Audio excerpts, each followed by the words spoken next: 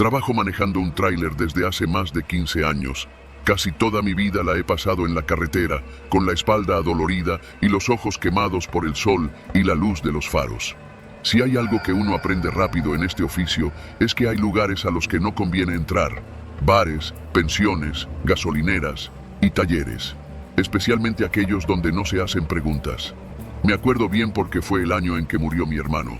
Me tocó un viaje largo desde Apodaca hasta Tapachula, llevando electrodomésticos, un cliente nuevo. No me preguntes el nombre de la empresa, ni me interesa recordarlo. Lo único que sabía era que pagaban bien, en efectivo, y que querían el cargamento entregado lo más rápido posible. El viaje transcurrió sin incidentes hasta llegar al istmo de Tehuantepec.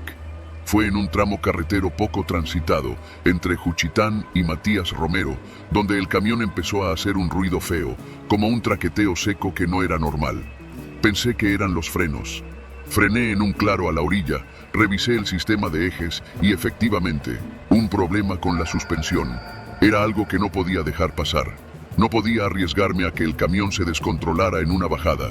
Saqué el celular, pero allá no había señal, ni siquiera una rayita. El sol ya empezaba a caer. Me subí de nuevo, manejé despacio un par de kilómetros más hasta que vi un letrero pintado a mano que decía Taller Mecánico, servicio completo, sin preguntas.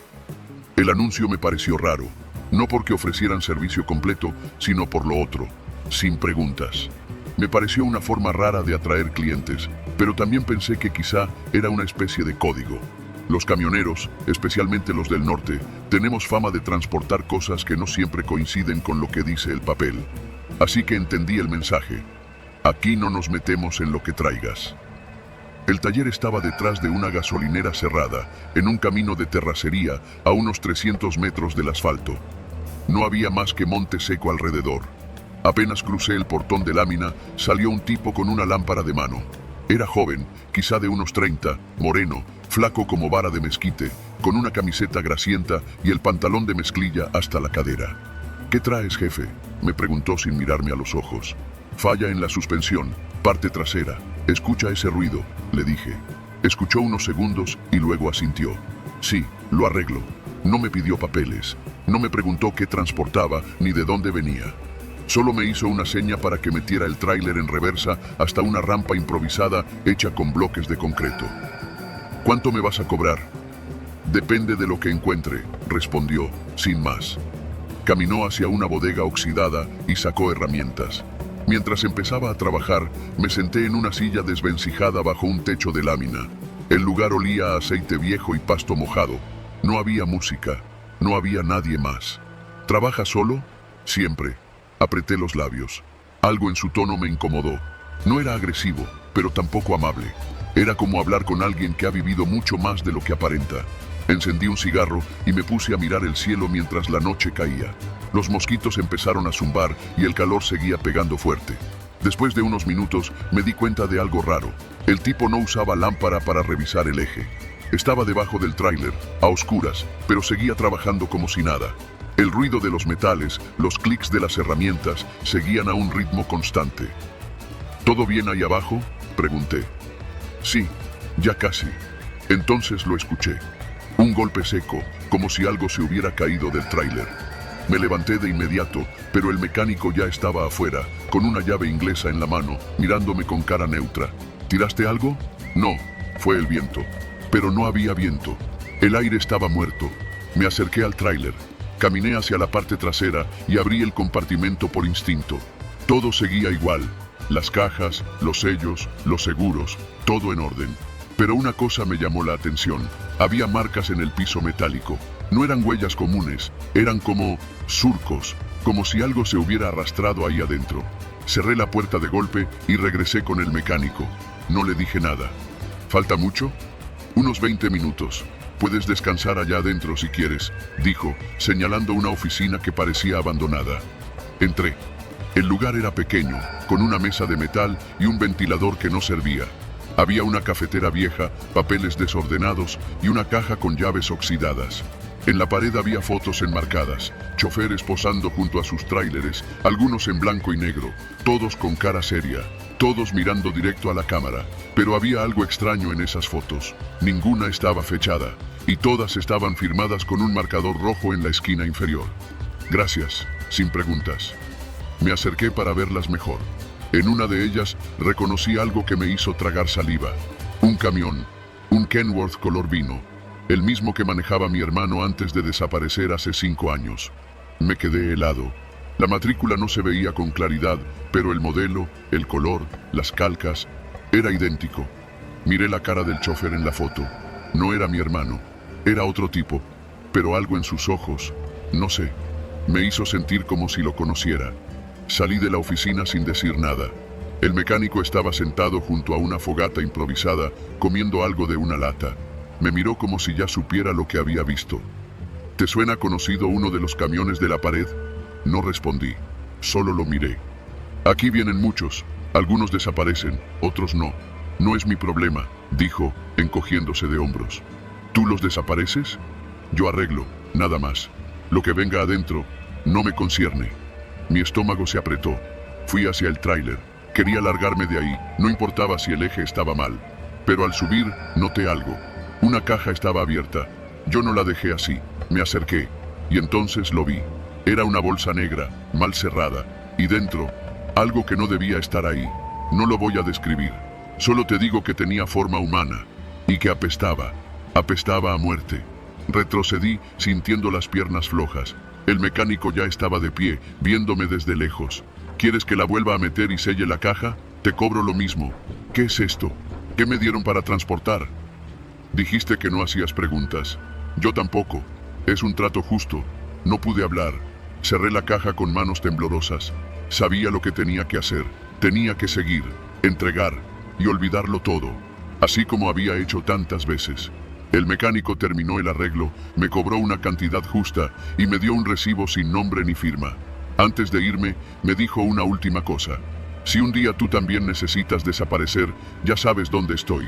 Manejé toda la noche sin parar. Llegué a Tapachula al amanecer. Nadie me revisó la carga, nadie preguntó nada. Solo me dieron el sobre con el pago. Nunca pregunté qué había en esa caja. Pero desde ese día, cada vez que manejo de noche, siento que hay algo en la caja que se mueve, algo que no se terminó de morir, y lo peor es que ya no me asusta, solo espero que no sea mi hermano. Me llamo Alberto Márquez, tengo 38 años, esposa, un hijo, y menos de 2 meses en la empresa de transportes Carga del Norte. Es de esas que te mandan hasta donde el diablo perdió el nombre, con tal de no dejar varado ningún contenedor. Cuando entré, me advirtieron: aquí se gana bien, pero uno nunca sabe qué va a llevar. Me reí en su momento. Pensé que exageraban. Mi primer viaje largo fue desde Monterrey hasta Huejutla, por la ruta 85. Era un trayecto demandante pero relativamente seguro. O eso me dijeron. Llevaba una caja seca, sin logotipos, sellada, con papeles en regla. El despacho fue normal, pero me llamó la atención que me entregaron el manifiesto ya impreso, sin que pudiera ver la carga al interior. Confidencial, dijeron. Solo firmé. No era cosa rara. Muchas empresas mandan electrónica o partes de maquinaria cara con discreción para evitar robos. Salí un viernes por la tarde. El camión estaba en buen estado, recién alineado, diésel lleno, radio nuevo. Estaba contento, la neta. Iba a hacer un buen pago y tenía todo el fin de semana para rodar sin prisas. Pero ni bien crucé Linares, algo comenzó a sentirse extraño. Primero, fue un olor. No lo noté de inmediato porque fumé 2 cigarros seguidos, pero al llegar al primer retén militar, el soldado que me pidió abrir la ventana arrugó la nariz. Revisó los papeles, me preguntó qué llevaba. Le mostré el manifiesto y me dejó pasar sin abrir la caja. Pásale, patrón. No se detenga en la sierra, ¿eh? Mejor aváncese de largo. Esa advertencia me quedó zumbando en la cabeza. ¿Por qué me dijo eso? Continué. La noche me cayó entre San Roberto y Ciudad Mante. En esa parte, la carretera se estrecha, llena de curvas y tramos donde la señal del celular desaparece por completo. Iba oyendo corridos bajito, con los ojos atentos a los reflejos del asfalto, cuando escuché un golpe seco atrás, como si algo dentro de la caja hubiera caído. Me orillé. No quería, pero era protocolo. Bajé con mi lámpara. Rodeé el tráiler y, como esperaba, los sellos seguían intactos. No podía abrir la puerta sin romperlos, así que solo me aseguré de que la estructura no tuviera daños. Nada. Todo en orden. Volví a subir y apenas pasaron unos 5 minutos, volvió a sonar. Esta vez fue más fuerte. No un golpe de algo cayendo, sino como si alguien o algo se hubiera movido con fuerza contra una de las paredes metálicas. Frené en seco. Encendí las luces de emergencia. Me bajé, encabronado, pensando que tal vez habían cargado algo mal asegurado y que si la mercancía se dañaba, me lo iban a descontar. Revisé todo otra vez. La caja parecía tener un leve abombamiento hacia afuera, como si se hubiera expandido por dentro. Eso sí me dio miedo. ¿Estaría cargando algo químico? ¿Algo peligroso? Pensé en llamar a mi supervisor, pero no había señal. Decidí seguir. No iba ni 20 minutos más adelante cuando comenzó un sonido nuevo. Era más bajo, constante. Parecía como si alguien raspara las paredes metálicas por dentro. Lento, desesperante. No podía estar oyendo eso. Apagué el radio. Bajé la velocidad. No era mi imaginación. Una línea de garras invisibles arañaba los costados del tráiler. 1, 2, 3 veces. Luego, silencio. Estuve a punto de regresarme, pero la carga estaba sellada, los papeles firmados. La instrucción era clara: entregar sin detenerse. Solo necesitaba llegar a Huejutla, pero en el tramo entre Tempoal y Álamo me tocó parar. Un retén falso. Lo supe porque el camión de enfrente, una pipa, estaba detenido mientras dos tipos con rifles improvisados hacían preguntas. Me orillé a la distancia, apagué luces y motor. Pasaron minutos. Uno de los tipos se acercó caminando hacia mí. «Buenas noches, jefe. ¿Qué lleva?», me preguntó. Mostré los papeles a través del vidrio. «Carga sellada, confidencial», le dije. «¿Y si le echamos un ojo?». «No puedo. Viene con candado oficial. Me corren si lo abro». El tipo dudó. Luego se acercó a la caja, le dio un par de golpes con la culata. Esperó. Nada. «¿Ni un refresquito traes?». «En la hielera, ahí atrás del asiento. Échese uno».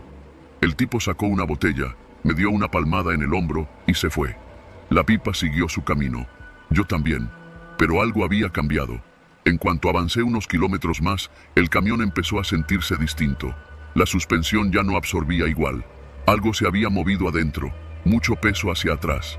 Miré por los espejos, nada raro. Y entonces, algo golpeó la pared interna con fuerza descomunal, como si una máquina hidráulica la hubiera empujado desde dentro. El camión se tambaleó. Me salí del camino por instinto, quedando detenido en la terracería. Apagué el motor. El silencio era absoluto. Y entonces, lo escuché. Voces, apagadas, como si alguien hablara dentro del contenedor. Palabras deformadas, en susurros. Pero eran varias. No una, no dos. Eran muchas. «No es posible», me dije. Pero las voces estaban allí. El camión estaba cerrado, las puertas intactas. ¿Había alguien dentro desde el principio? ¿Gente? Encendí el motor. Lo único que me importaba era llegar. No iba a abrir, no iba a preguntar. Crucé los últimos pueblos como un fantasma. Nadie salía a la carretera a esas horas. Nadie. A las 5 de la mañana llegué a la zona industrial en Huejutla. La bodega estaba rodeada por muros altos y cámaras. Me recibió un hombre con gafete, barba gris y una lista en mano. «¿Alberto Márquez?». Asentí, bajando sin decir palabra. «Pase el camión a la plataforma 1, lo bajamos nosotros. Usted firme aquí y se va». Firmé. Ni siquiera me ofrecieron café. Entraron con una montacargas, rompieron los sellos, abrieron las puertas. Uno de los trabajadores miró hacia adentro y luego le hizo una señal al otro. «Rápido». No vi lo que había, ni quise. Me dieron una hoja firmada. Al dar la vuelta con el camión vacío, pasé por un lado del contenedor. Vi algo que me persigue hasta hoy. Una mano, pequeña, con dedos delgados, empolvados, apenas saliendo por la rendija inferior de la puerta. Inmóvil. No dije nada. Regresé a Monterrey sin carga, sin música, sin hablar con nadie. Al llegar, renuncié. Nunca más volví a manejar un tráiler con carga cerrada. No he contado esta historia hasta hoy, no por miedo a que me crean loco, sino por el miedo real, que alguien en este momento esté firmando papeles, subiendo a su cabina sin saber que lleva una caja como la mía, y que la escuche moverse y no tenga a dónde correr. Me llamo Octavio y pasé 20 años al volante de un tráiler de doble remolque, cruzando México de punta a punta. Lo que voy a contar no es una historia de fantasmas, ni un invento de borrachos de paradero. Es lo que viví una noche en la carretera 57, cerca de Matehuala, hace no tanto. La clase de cosa que uno guarda por años, enterrada en la conciencia, porque el peso de contarla puede ser más fuerte que el silencio. Había salido de San Luis Potosí al anochecer con una carga de electrodomésticos. Mi destino era una bodega al sur de Monterrey. La empresa, como siempre, presionaba para que entregara sin parar, pero esa noche acepté llevar a un copiloto, el nuevo, un joven delgado, ojeroso, de acento chilango que se presentó como Memo. No dijo mucho cuando lo subí a la cabina. Solo lanzó su mochila al asiento y se acomodó con una chamarra vieja sobre las piernas. ¿Primera vez en esta ruta?, le pregunté, más por cortesía que otra cosa. Algo así, dijo, sin mirarme. No parecía muy interesado en hablar, lo cual me pareció raro pero no desagradable. A veces es mejor el silencio que el choro de un hablador que no sabe cuándo callar. Condujimos un par de horas sin contratiempos. La carretera estaba solitaria, con apenas unas luces lejanas de otros tráilers bajando del norte. El radio no agarraba bien y Memo no puso música. Solo el rugido constante del motor y el golpeteo monótono de las llantas sobre el asfalto. Fue en una gasolinera Pemex donde empezó lo raro. Nos detuvimos a cargar diésel y mientras yo revisaba las llantas traseras, Memo se quedó en la cabina. El despachador, un señor flaco con gorra de béisbol, se me acercó en voz baja. Oiga, ¿todo bien con su muchacho? Memo, sí, ¿por? Es que lo vi bajarse de un coche hace como media hora, un sedán rojo. Se metió al baño y salió con otra ropa. Y ahora lo veo con usted en el tráiler. Se me hizo raro nomás, no supe qué decir. Volteé a ver a la cabina. Memo seguía ahí, inmóvil, mirando hacia la oscuridad. El comentario me inquietó, pero no hice nada. A veces la paranoia es parte del oficio y uno aprende a ignorar lo que no le afecta directamente. Reanudamos la marcha. El silencio se volvió más denso. A eso de las 2 de la madrugada, mientras subíamos por una pendiente larga, Memo rompió el silencio. ¿Te ha pasado que sientes que alguien te está siguiendo, aunque no haya luces atrás? Lo dijo sin mirarme, casi como hablando consigo mismo. En esta chamba sí, pero no siempre es imaginación, respondí. Él sonrió, apenas. Entonces sacó algo de su mochila. Lo vi de reojo. Era una toalla envuelta, manchada de rojo. No olía a grasa ni a comida. Era sangre. ¿Estás herido?, pregunté, con la voz tensa. No, dijo con calma. Pero alguien más sí. Me salí del carril y frené de golpe, bajando a la orilla. Apagué el motor. Mira, cabrón, no sé qué traes, pero no voy a meterme en pedos por nadie. Si hiciste algo, bájate aquí mismo. Memo me miró entonces, por primera vez desde que subió al tráiler. Tenía los ojos hinchados, llorosos, pero no parecía asustado, parecía cansado. No me estás entendiendo, no fue culpa mía, solo lo encontré. Fue como un accidente. No sabía a quién más acudir, solo quería alejarme. ¿A quién encontraste? Abrió la mochila. Dentro, envuelto en plástico negro, había un machete con restos de sangre seca. También vi un celular con la pantalla estrellada y una cartera abierta con una credencial del INE. El nombre era Jorge Alberto Ruiz y la foto no era la de Memo. ¿Quién es Jorge?, pregunté, sintiendo cómo el aire se me hacía pesado. Memo se tapó la cara con las manos. El que me recogió en Querétaro, un trailero. Me hizo subir, me invitó una torta en un paradero y luego me quiso meter mano. No fue defensa, fue pánico. Solo reaccioné. No supe qué hacer. Dejé el cuerpo en el baño de una gasolinera, cambié de ropa, me deshice de su celular, pero su cartera, no sé por qué no la tiré. Me sentí culpable. Me subí al primer tráiler que encontré, el tuyo. No dije nada por unos segundos. Mi primer impulso fue golpearlo, bajarlo, entregarlo a la policía. Pero algo en su voz me hizo dudar. No tenía la actitud de un asesino. Estaba roto. Y en este país sé lo que pasa cuando entregas a alguien así. La justicia a veces no distingue, y lo que inicia con una llamada termina con un cadáver más en una fosa común. ¿Y qué quieres de mí? Solo llévame hasta Monterrey. Me perderé en la ciudad. No volverás a saber de mí. Le di 20 minutos. No hablé durante el resto del camino. Él tampoco. Solo cuando llegamos a la caseta de Santa Catarina, me dijo gracias. Bajó sin decir más y se perdió en la madrugada, cargando su mochila. Una semana después, un amigo trailero me mandó una nota de periódico. Cuerpo de trailero encontrado en baños de paradero en San Juan del Río. Víctima de presunto asalto, sin pistas del agresor. Nada de abuso, nada del machete. Nunca volví a ver a Memo. Tampoco hablé de esto con nadie. Pero cada vez que paso por esa ruta, cada que paro en una gasolinera, no puedo evitar mirar los baños con desconfianza. Porque ahora sé que hay secretos que viajan en mochilas. Y a veces, el copiloto no huye de la policía. Huye de sí mismo. Me llamo Efraín y llevo más de 20 años recorriendo las carreteras de México. Empecé como ayudante de chofer, cargando cajas y desvelándome en cabinas que olían a sudor y Marlboro, hasta que por fin logré sacar mi propio camión. No era nuevo ni bonito, pero era mío. Lo pagué en abonos, como todo en esta vida. Y fue precisamente por un abono que casi no la cuento. Todo empezó con una decisión estúpida.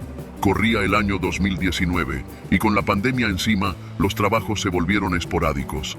Las rutas pagaban poco y los gastos no perdonaban. Me atrasé con un préstamo que había pedido a un tipo en Monterrey. No era un banco ni una financiera registrada, pero los papeles parecían en regla. Me habían dicho que los hermanos Montes eran estrictos pero justos. Mentira, eran una pinche mafia con fachada de financiera. Y cuando te atrasabas, te cobraban de otra forma. No supe que estaba en problemas hasta que, un martes cualquiera, en una gasolinera de Celaya, se me acercó un chavito flaco, con camisa de cuadros y mirada sin alma. ¿Eres Efraín Solís?, me preguntó mientras llenaba el tanque. ¿Y tú quién eres? Uno que te quiere evitar problemas. Me sacó una foto impresa. Era yo, comiendo tacos en una fonda de Irapuato, con mi tráiler estacionado a la vuelta. La foto era reciente, de no más de 3 días. Los Montes están molestos, no quieren tu dinero, quieren una conversación. No dije nada. Terminé de llenar el tanque, me subí al camión y me fui. Pero ya no manejaba igual. Sentía los ojos en la nuca, como si el retrovisor ya no me mostrara autos, sino presencias. Los camioneros tenemos una regla: no preguntes más de lo necesario y no te metas en lo que no entiendes. Pero esto ya me salía de las manos. Esa noche dormí en la cabina, en un estacionamiento de trailers a las afueras de Querétaro. Dejé el motor apagado, como siempre, para ahorrar diésel. Me tapé con mi cobija térmica, acomodé mi cuchillo bajo la almohada, costumbre vieja, y traté de dormir. A las 3 de la mañana, escuché que alguien tocó el cristal de la puerta del conductor. Un golpecito leve. Pensé que era otro chofer preguntando por cigarros o si llevaba carga para descargar en la misma zona. Pero al asomarme, no vi a nadie. Encendí el foco del techo, tomé el cuchillo y abrí la puerta con cuidado. Afuera, la niebla era tan espesa que apenas se veía la fila de camiones estacionados. Caminé rodeando el mío y justo al llegar al lado derecho, vi una nota sujeta con cinta en la defensa trasera. Papel delgado, tipo fax. Decía: sabemos a dónde vas, no cambies de ruta. La paranoia se me instaló en el pecho como un gato arisco. Aún así, tenía que entregar una carga de electrodomésticos en Veracruz. Salí al amanecer.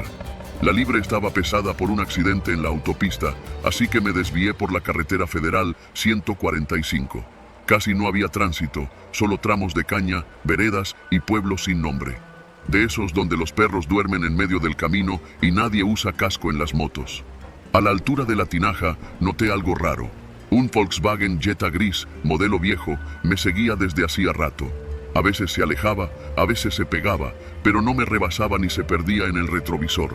Me puse alerta, reduje la velocidad, me detuve a tomar agua en un Oxxo, me tardé 20 minutos y al salir, ahí seguía el pinche carro, estacionado en una sombra al otro lado de la carretera. No me bajé, avancé, tomé un atajo de terracería, una de esas rutas que solo los que manejamos diario conocemos, llena de piedras y pozos.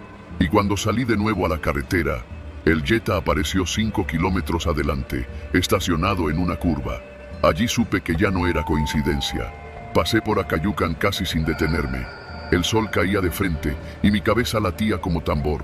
El radio sonaba bajo, baladas viejas, voces que no decían nada. Intentaba no perder la calma, pero en cada espejo veía el Jetta. A la altura de Juan Rodríguez Clara, el carro por fin se me emparejó. Lo manejaba el mismo chavito de la gasolinera. Ahora iba con otro tipo al lado, uno más grande, con lentes de sol y barba de candado. Me hicieron señas, me pedían que me orillara. No eran policías, no traían placas oficiales, no estaban uniformados. Apreté los dientes y seguí derecho. Entonces sonó mi celular. Desvié la vista solo un segundo y el Jetta giró violentamente, colocándose frente al tráiler. Frené de golpe. La cabina tembló, la carga se sacudió. El claxon sonó como un aullido. Me bajé, empuñando el cuchillo. El Jetta se detuvo en seco. Los dos tipos bajaron con calma. Te dimos chance, dijo el de la barba. El dinero era lo de menos. Querían verte. ¿Quién? Los que están detrás de los Montes. Ese fue el momento en que todo se fue al carajo. Me llevaron a la fuerza a un rancho a las afueras de Hueyapán. No sé cómo se llamaba. La fachada estaba abandonada, pero adentro tenía cámaras, luces, computadoras. Era una base de operaciones, no un hogar. Me interrogaron durante horas. Querían saber con quién había hablado de la deuda. ¿Qué sabía? Si había recibido información sensible. No entendía nada. Solo debía dinero. Un préstamo de 30,000 pesos. Me golpearon. No como en las películas, no con puños, con silencio. Me encerraron en una habitación sin ventanas, sin reloj, sin luz. Solo una silla, una cubeta y una cámara en la esquina. Me dejaron allí 2 días, sin comida, solo agua. Cada tanto se encendía un foco rojo y una voz me preguntaba, ¿ya recuerdas qué te dijeron? Pero no había nada que recordar. Era como si buscaran en mí algo que no existía. El tercer día me soltaron. Me devolvieron el camión, intacto. La carga seguía cerrada, sin daños. Me dejaron en una gasolinera en Tierra Blanca con un sobre en el asiento. 10,000 pesos en efectivo, una nota que decía, gracias por cooperar, no cuentes nada. Pero hay algo que esos tipos no entienden. Uno no necesita contar nada para que el miedo se te quede clavado en los huesos. Desde entonces, no uso siempre la misma ruta. No duermo 2 noches seguidas en el mismo lugar. Y cada vez que recibo un nuevo contrato, lo reviso con lupa. Los montes desaparecieron del mapa al año siguiente. La financiera cerró. No hay rastro de los contratos, ni dirección, ni página web. Pero yo sé que siguen allí, en alguna parte. Siguen buscando algo que yo nunca entendí. Y a veces, cuando cruzo por carreteras solitarias, veo un Jetta gris estacionado entre la maleza. Y sigo manejando. Porque si te detienes, te hacen recordar lo que nunca pasó. Soy Antonio, originario de Zacatecas. Llevo más de 15 años manejando tráileres por todo el país. Conozco desde las autopistas de cuota hasta los caminos de terracería que ni siquiera aparecen en los mapas. Lo que te voy a contar ocurrió hace un par de años, en uno de esos viajes que desearía nunca haber aceptado. Era febrero, temporada baja. Apenas había carga y los pocos contratos que salían eran mal pagados. Llevaba más de una semana sin mover la unidad. Mi patrón, don Elías, un hombre recio del norte, me llamó directo al celular. Toño, hay una carga urgente para mañana. Buen billete. Vas de Durango a Hermosillo. ¿Qué tipo de carga? Pregunté, ya con la esperanza renacida. Nada complicado. Cajas. Te las van a montar en una bodega cerca de Lerdo. No preguntes mucho, ¿eh? Don Elías tenía fama de meterse en negocios turbios, pero uno aprendía a hacerse de la vista gorda si quería comer. Esa noche dormí en la cabina, frente al parque industrial donde cargaría. A las 5 en punto llegó una camioneta negra sin placas. 4 tipos bajaron sin decir palabra. Uno de ellos se acercó. ¿Eres el chofer del Kenworth blanco? Así es. Apágalo y bájate. Nosotros lo cargamos. Tú solo esperas. ¿Entendido? Tenía el uniforme del sindicato de transportistas, así que no objeté. Me alejé unos pasos mientras lo hacían. Subieron unas cajas largas, como de madera vieja. Me llamó la atención que fueran tan pesadas. El tráiler se hundió de inmediato. Los tipos se movían con rapidez y en silencio, como si supieran perfectamente lo que hacían. Tardaron menos de 15 minutos. Todo listo, me dijo uno de ellos, entregándome un folder. Aquí están los papeles. No te salgas de la ruta, no te detengas, y si te para la poli, no abras el remolque por ningún motivo. Lo miré fijamente, esperando algún gesto que me dijera que era una broma, pero el tipo ni parpadeó. Me dieron una hoja de ruta con una lista de gasolineras para detenerme, todas específicas, marcadas con bolígrafo azul, y una instrucción subrayada 2 veces. No abrir, no revisar, no mover nada. Arranqué con el estómago revuelto. A esa hora apenas clareaba el cielo. Tomé la carretera rumbo a Durango capital, para luego seguir hacia Chihuahua y cruzar a Sonora por Moctezuma. Un trayecto largo, pero conocido. Los primeros kilómetros los recorrí en silencio, con la radio apagada. No dejaba de pensar en las cajas, en su forma, en el peso, en el tono de voz del tipo que me dio la instrucción. Ya en la autopista, traté de calmarme. Me convencí de que podían ser cosas robadas, electrónicos, armas, lo que fuera. Mientras no fueran drogas, me daba igual. Pero algo no encajaba. La hoja de ruta estaba demasiado detallada, demasiado exacta. Nadie se toma tantas molestias con un embarque común. Mi primera parada fue en una gasolinera a las afueras de Hidalgo del Parral. Al bajarme para cargar combustible, el despachador me saludó con una sonrisa fingida. «Eres el de la carga nocturna, ¿verdad?» No supe qué responder. Asentí. El tipo solo dijo: «Ya está pagado, solo llena y sigue». Me subí al camión con el corazón latiéndome fuerte. ¿Cómo sabían que iba a llegar? ¿Quién había pagado la gasolina? Las siguientes horas conduje con el cuerpo tenso. Evité las casetas de revisión federal usando las salidas indicadas en la hoja. Ni un solo retén, como si el camino hubiera sido despejado para mí. Al llegar a un punto entre Camargo y Delicias, escuché un golpe seco dentro del remolque, como si algo o alguien hubiera caído. Me orillé de inmediato, bajé con el alma en un hilo y di la vuelta hasta la puerta del remolque. Me debatía entre abrirla o no, pero la instrucción seguía fresca en mi cabeza. No abras por ningún motivo. Me quedé ahí, sintiendo un aire frío que no venía del clima. No había viento. El golpe había sido real. El tráiler no estaba mal cerrado. El candado de seguridad seguía intacto. Me forcé a regresar a la cabina. Volví a conducir, pero ya no era el mismo viaje. El silencio dentro del remolque me quemaba los oídos. A ratos, juraba oír otro golpe. Como un cuerpo resbalando, como carne cayendo sobre metal. A las 3 de la madrugada, llegué a una gasolinera en la salida de Moctezuma. Había otro hombre esperándome. Se acercó directo, sin saludar. «Tú sigue. Vas a llegar a Hermosillo a las 8. Te esperan en un terreno frente al tianguis de autos usados. No te desvíes, no te detengas. Soy Antonio, originario de Zacatecas. Llevo más de 15 años manejando tráileres por todo el país. Conozco desde las autopistas de cuota hasta los caminos de terracería que ni siquiera aparecen en los mapas. Lo que te voy a contar ocurrió hace un par de años, en uno de esos viajes que desearía nunca haber aceptado. Era febrero, temporada baja. Apenas había carga y los pocos contratos que salían eran mal pagados. «¿Qué llevo?», le pregunté por primera vez. No me respondió, solo repitió: «No te detengas». Volví al camión con un temblor que no me podía quitar de encima. Encendí el estéreo para distraerme. Música norteña. Mala idea. La voz del cantante hablaba de tumbas abiertas y caminos sin regreso. Amanecía cuando por fin llegué al lugar indicado. Un terreno baldío con un portón oxidado. Me esperaban 2 camionetas. Bajaron 5 hombres. Esta vez iban armados, con pasamontañas. Uno de ellos me pidió las llaves del remolque. Me bajé sin decir nada. Mis piernas apenas me respondían. «Gracias por el servicio, compa. Ya puedes irte», me dijo uno con acento sonorense. «¿Y la firma? ¿La descarga?» «No te preocupes. El pago ya está. Aquí está tu bono».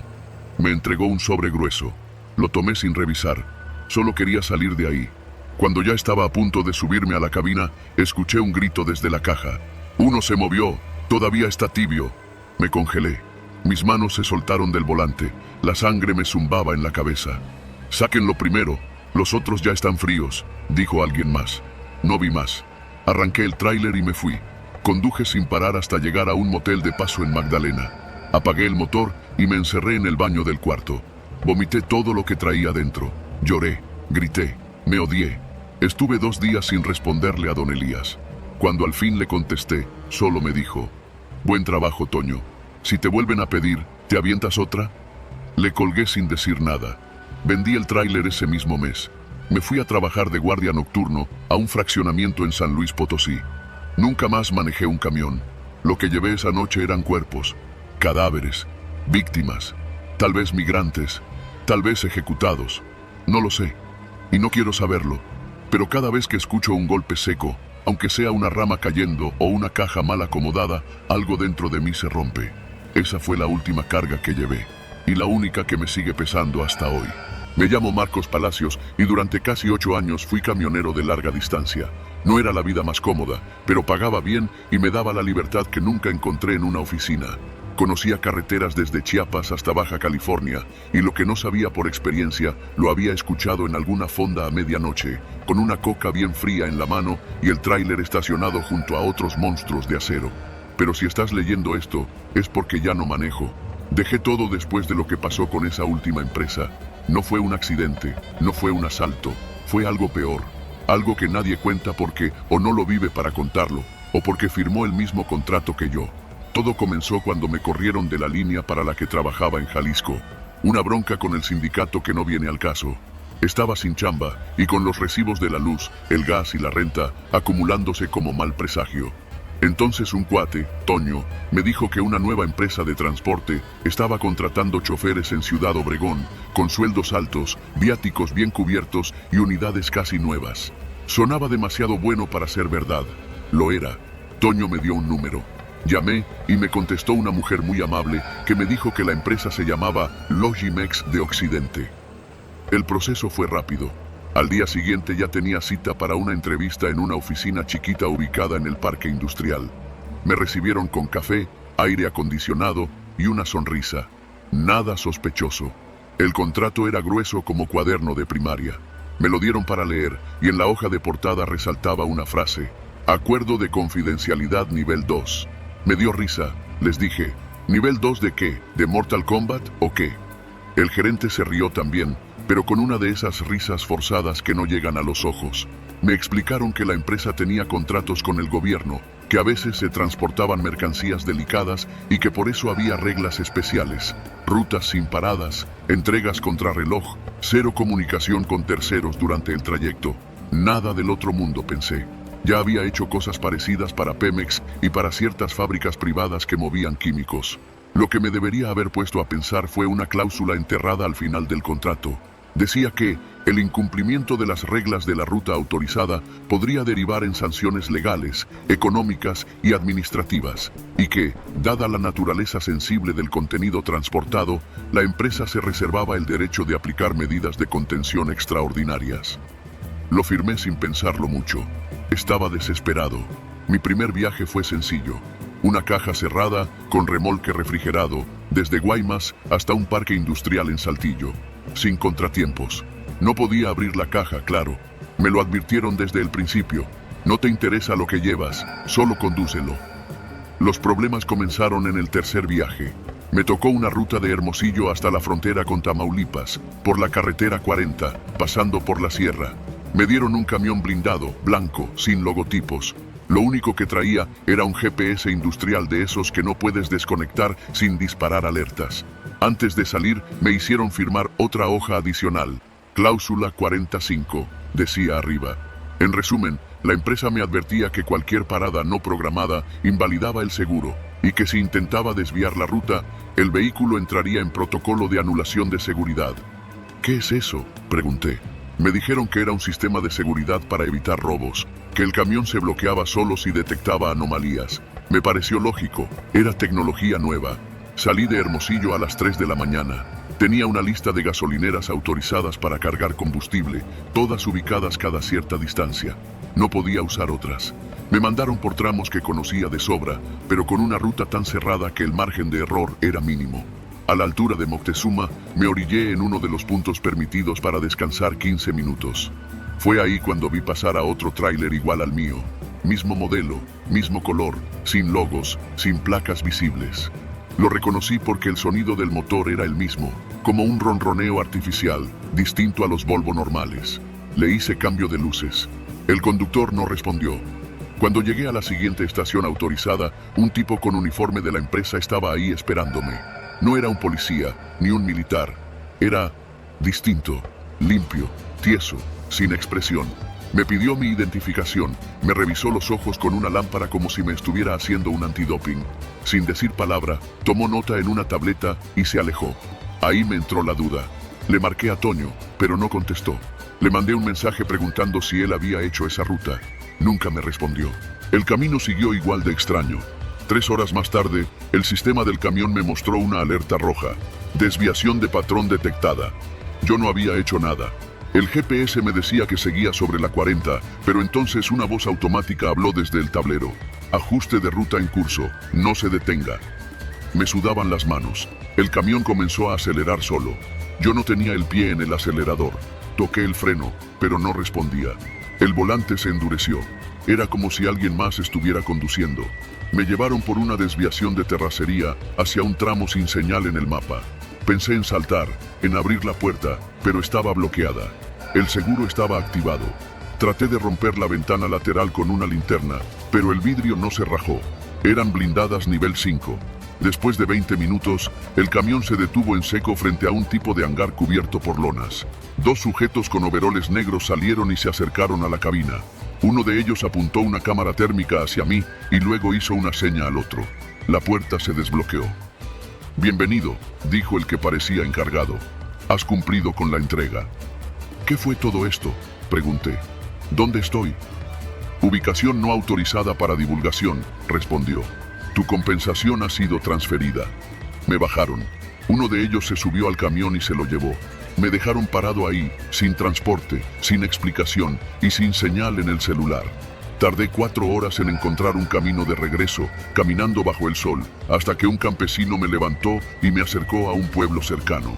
En cuanto pude, intenté contactar de nuevo a la empresa. Nadie contestó. El número había sido desactivado. Las oficinas en Obregón estaban vacías, cerradas con cadenas. Toño nunca volvió a aparecer. Lo busqué en redes, pregunté por él con conocidos. Nadie sabía nada, como si se lo hubiera tragado la tierra. Tiempo después, supe que Logimex de Occidente nunca existió legalmente. No había registros fiscales, ni página web oficial. Lo más cercano que encontré fue un nombre similar, una empresa en papel propiedad de un despacho jurídico en Monterrey, que resultó ser solo un buzón.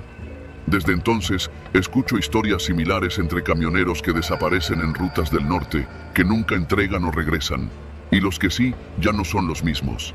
Nunca sabré qué transporté, pero aprendí que hay contratos donde no firmas con tinta, sino con tu vida.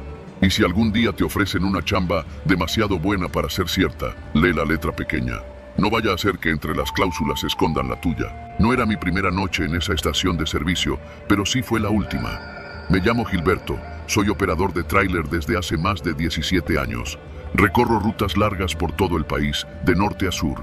Ese día venía desde Chihuahua con destino a Mérida, transportando maquinaria pesada.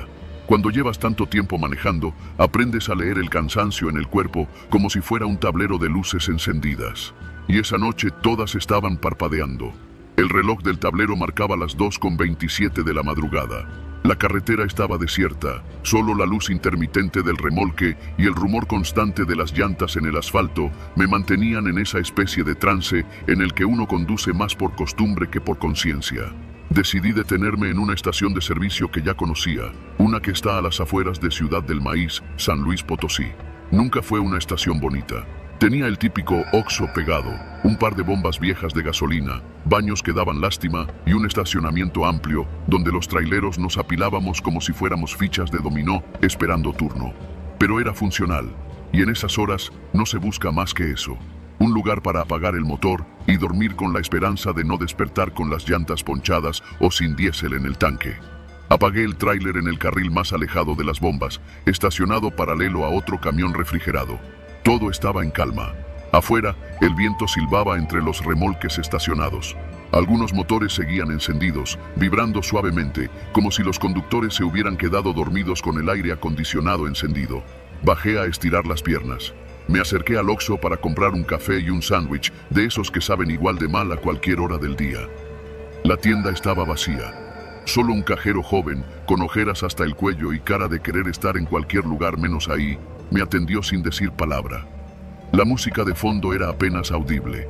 Salí, crucé el estacionamiento y me recargué en la defensa del tráiler mientras comía. Fue entonces cuando me di cuenta de algo raro.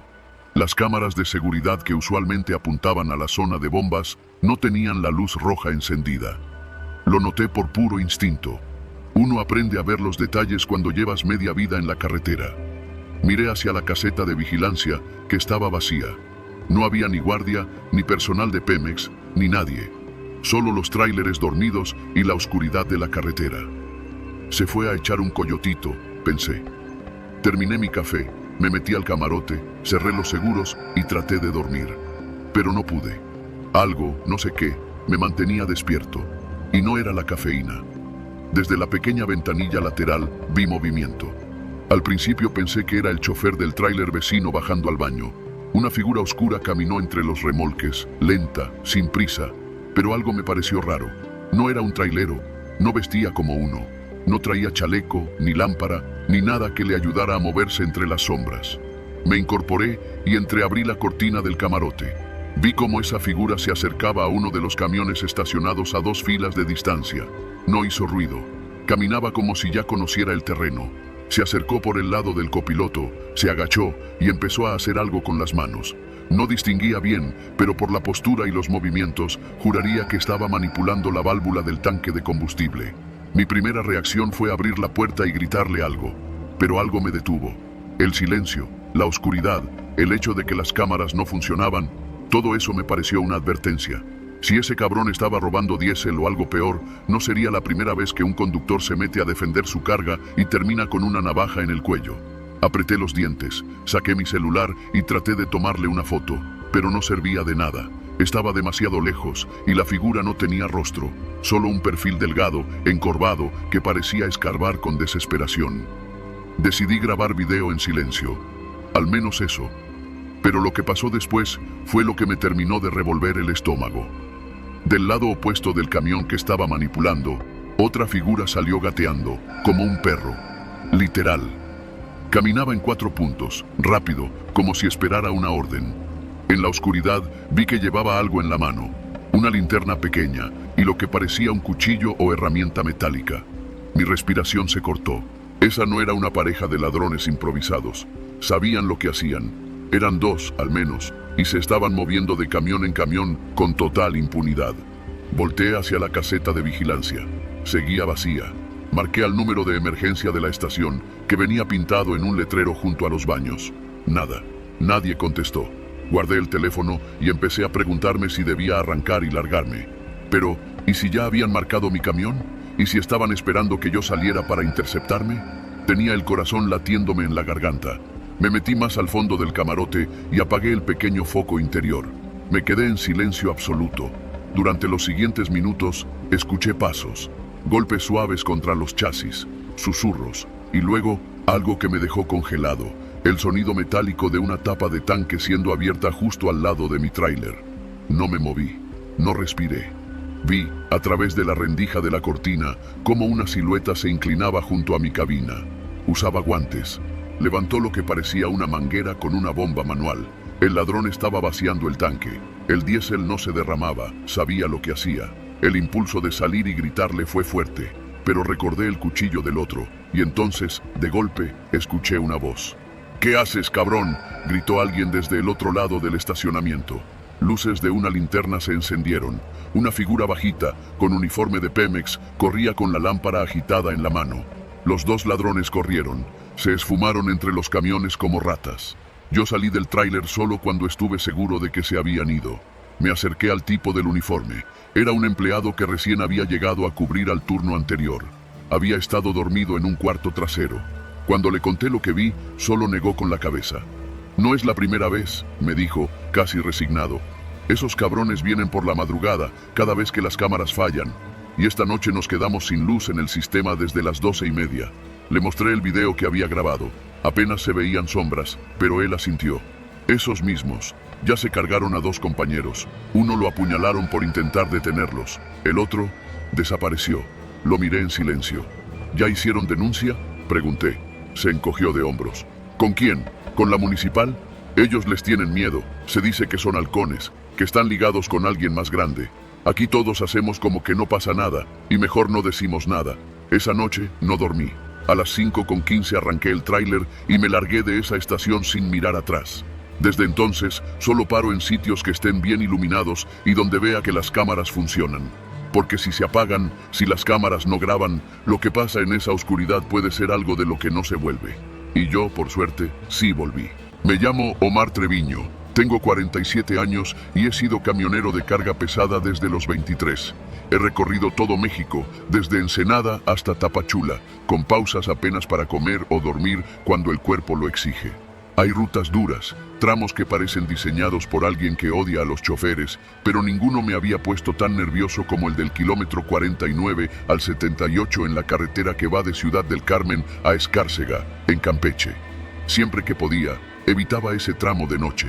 Los baches, los tramos sin señal, la vegetación cerrada y sobre todo la sensación de aislamiento lo volvían denso, pesado, como si ahí no aplicaran las reglas normales de tiempo y espacio. Pero esa semana no tenía opción. La empresa nos urgía a entregar una carga de equipo industrial en tiempo récord. Era dinero extra y uno no puede decirle que no a eso, menos con 2 hijos en secundaria. Mi compañero de ruta era el Tano, un chavo de 29 años que apenas tenía 3 en el oficio. Buena gente, callado, con una cámara digital colgada del cuello que usaba para documentar todo. Para mis historias, decía. Siempre andaba tomando fotos de paradores, comidas en fondas, atardeceres. Y sí, también de las placas de algunos vehículos que le parecían sospechosos. Yo me reía, lo llamaba el Sherlock Holmes de los tráileres, pero la neta me caía bien. Salimos de Veracruz a las 5 de la mañana. Íbamos con la carga completa, más de 20 toneladas. Hicimos buen tiempo, paramos a comer cerca de Villahermosa y seguimos avanzando sin broncas. Ya en Campeche, el sol se iba bajando cuando llegamos al kilómetro 49. Tano ya estaba inquieto. Esta parte siempre me da mala espina, viejo, me dijo, ajustando su cinturón. No hay señal, no hay luz, y siempre hay algo raro. ¿Raro como qué? Como que todo el que entra sale distinto. Lo tomé a juego, pero noté que apretaba su cámara con más fuerza. La carretera se fue volviendo más angosta. El pavimento tenía pedazos que parecían recién parchados, pero mal. Había muchas marcas en el asfalto, como si camiones pesados hubieran frenado de golpe. A los lados, pura maleza. Ni una tienda, ni una fonda, ni un pinche anuncio. De pronto, vimos una camioneta blanca detenida en el acotamiento con las intermitentes puestas. Bajé la velocidad. ¿Paramos?, preguntó Tano. ¿Tú qué dices? Una foto primero. Disparó con su cámara desde el parabrisas. Luego bajamos el vidrio. ¿Todo bien?, le grité al chofer. Era un tipo flaco, con gorra y lentes oscuros, que nos miró sin decir nada. «Ya viene la grúa», respondió con voz cortante, pero no vi ningún celular ni señal de radio, ni siquiera el capó estaba abierto. Algo me incomodó. «Vámonos», dijo Tano, y le hice caso. Media hora después, estábamos ya casi por llegar al kilómetro 78, cuando Tano empezó a revisar sus fotos. «Oye, esto no cuadra», me mostró la pantalla. En la imagen de la camioneta se veía claramente el logo de una empresa de seguridad privada, pero al hacer zoom notamos algo más. Las placas estaban tapadas con cinta negra. Y lo más inquietante, por la ventanilla trasera se alcanzaba a ver una figura, como una persona agachada, con las manos atadas.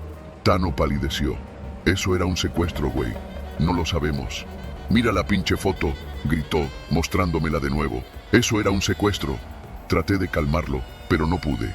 Tomó su celular y trató de llamar a emergencias. Nada, sin señal. Decidí seguir avanzando hasta encontrar un parador donde pudiéramos denunciar, pero no llegamos. A los pocos minutos, 2 camionetas negras nos cerraron el paso, una por delante, otra detrás. Se bajaron 6 tipos armados, sin decir palabra. No llevaban uniforme, pero todos traían radios, chalecos y armas largas. Uno de ellos se acercó al lado de Tano. «Baja la cámara». «¿Qué?». «Bájala», repitió el tipo, esta vez sacando el arma por la ventana. No sé cómo pasó, todo fue tan rápido. Tano trató de guardar la cámara en su mochila, pero el tipo abrió la puerta y lo bajó a empujones. Yo me quedé paralizado. «Apaga el motor y bájate, viejo», me dijo otro. Obedecí. Nos revisaron todo el tráiler. Uno de ellos encontró la cámara y empezó a verla. Se la llevó a otro, al que parecía ser el jefe. «No hay copia», dijo el primero. «Solo están aquí». «¿Seguro?». «Seguro». El jefe, un hombre gordo con voz grave, miró a Tano. «Mira, muchacho, tú no entiendes el tipo de bronca en la que te metiste. Esto no se trata de ti, pero esas fotos pueden jodernos muy feo».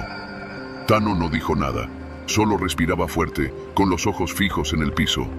«¿Dónde están las otras fotos? ¿Las subiste?». «No», dijo Tano, al borde de las lágrimas. «Solo están en la cámara, lo juro». El tipo lo miró un segundo más. Luego dio media vuelta. Otro sujeto sacó una botella de alcohol, la roció sobre la cámara y la prendió fuego. «Esto no pasó. Nadie los va a seguir. Pero no digan nada. Nada. Nos dejaron ahí, en medio de la nada, con la cámara derretida y el miedo metido hasta los huesos. Tardamos más de 1 hora en poder movernos. Cuando llegamos a Escárcega, fuimos directo a la comandancia, pero nos dijeron que, sin pruebas, no podían hacer nada, y que era mejor no meterse. Al parecer, no éramos los primeros en vivir algo así en ese tramo. Tano dejó de viajar al poco tiempo. Lo último que supe es que se fue a vivir a Puebla con su hermana, y que ya no quiso volver a tomar carretera. Yo seguí manejando, pero esa ruta la evito, siempre. Y lo peor es que a veces, cuando estoy solo en la cabina y la radio se va a estática, recuerdo la cara de esa persona dentro de la camioneta, la mirada, el silencio, y me pregunto si alguna vez la encontraron, o si sigue ahí, esperando que alguien más se atreva a sacar una foto.